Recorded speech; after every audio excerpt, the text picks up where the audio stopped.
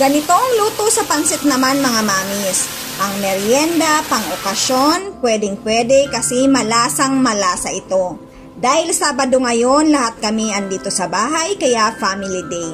Imbis na lumabas, naisip ko na lang na ipagluto na lang sila ng masarap na pansit na magugustuhan talaga nila. Na para ka na din kumain sa restaurant. So first, i-marinate muna natin ang chicken. Gamit ko boneless chicken thigh na hiniwa ko into strips. Premium soy sauce, paminta, asukal, at ang ating Good Life sesame oil para angat ang lasa at meron siyang nutty flavor and level up ang aroma. And then, iset aside. Gawa tayo ng sauce para mamaya. Premium soy sauce, dark soy sauce, sugar, tubig at isa pa sa magpapasarap ang Good Life oyster sauce.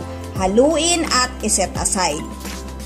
Lutuin natin ang egg noodles. Gamit ko Good Life egg noodles. Sundan lang ang sabi sa packaging pero ako 4 minutes ko lang siya niluto. Gustong gusto ko itong gamitin dahil ito ay healthier and nutritious than pansit canton. Dahil ito ay made from real eggs. Plus ito ay steam not fried. I-drain muna natin at iset aside.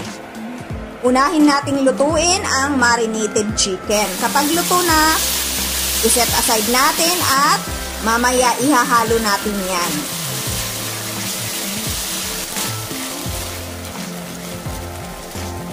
Kaunting mantika, isunod ang toge. Kung mapapansin nyo, inalis ko ang roots ng toge para malinis siyang tingnan. Tiyaga lang talaga ang puhunan. Isunod ang bawang, sibuyas at ang red bell pepper. Haluin lang natin at ang pinakahuli ang na-drain natin na Good Life egg noodles. Isunod ang sauce na ginawa natin kanina, haluin until well combined at ihalo ang chicken na niluto natin. At para sa ating final touch, maglalagay ako ng spring onion.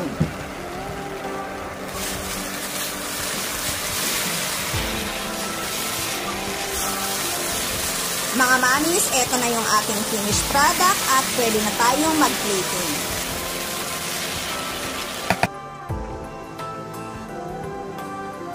Mga mamis, itry nyo ang recipe na to, lalong-lalo na kapag magkakasama kayo ng inyong family.